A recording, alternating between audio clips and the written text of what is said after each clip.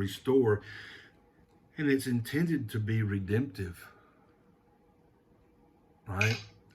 For us to be redeemed, to be brought back into a right relationship with God.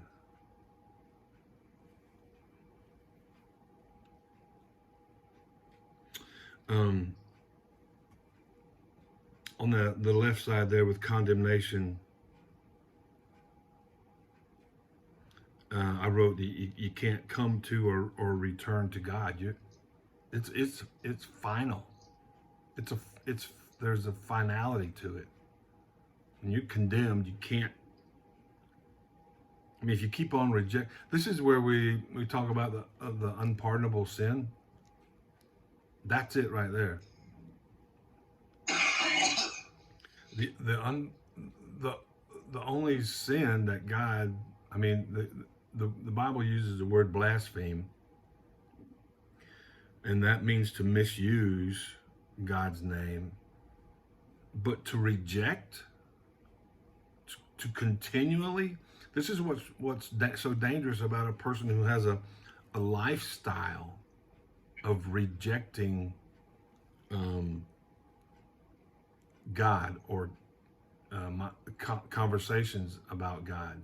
If you know somebody like that, or you have family members who just refuse to have, conversation about God, they have a lifestyle of refusing to have a conversation about God. That's ongoing rejection, and that's they're setting themselves up for this. Cannot come, you cannot come to God because you show no signs of wanting to, and so you're condemned. You're condemning yourself. But conviction, on the other hand, draws you to God. So conviction, condemnation,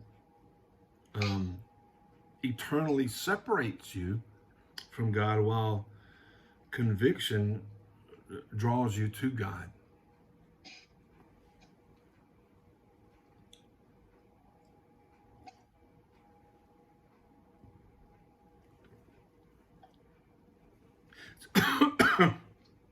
So this is a good place to kind of stop and say, well, what kind of person am I? Right. Am I that person who continually, or do you know somebody? I mean, am I that person who continues to reject God, reject opportunities to when someone wants to share the love of God or the gospel? Or am I that kind of person who, deep in my heart, I know I do want to know the truth? I have this sneaking suspicion that I'm guilty. That's a good place to find yourself. And it's difficult for me and you to, when we're sharing God's love with people, I was going to say it's difficult for me and you to see that in people. Sometimes you can, I mean, they'll just outright say it. I'm not interested. I don't want to hear it. So it's not hard to see. But when you and I continue to love people like Jesus did, we continue to love people who reject him,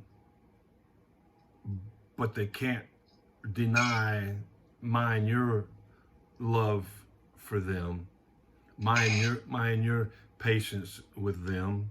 Somebody that you work with or in your neighborhood or something. They might not like Jesus, but they can't deny that you love them and you're patient with them, and that's the kind of character that God can use to bring somebody to Christ.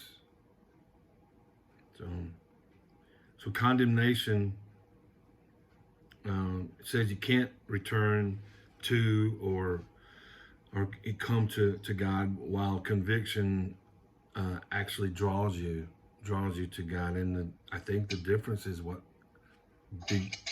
are you that kind of person who wants to actually know the truth and actually be drawn to God?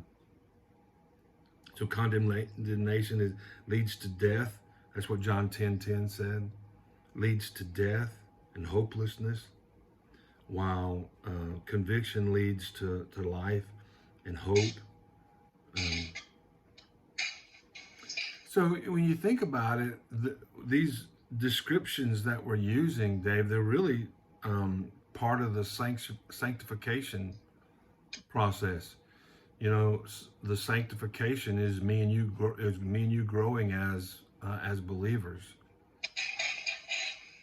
So there's the marriage where you get married, but then there's the sanctification where you learn to be married to the person that you're married to, and that's what salvation is, a once in a moment event where God knows that your heart is right, that you're receiving Christ, and at that moment we're saved. But then the sanctification is that lifelong process that you and I are in, and I've been in it a little bit longer than you, but it's that lifelong process of learning to follow God.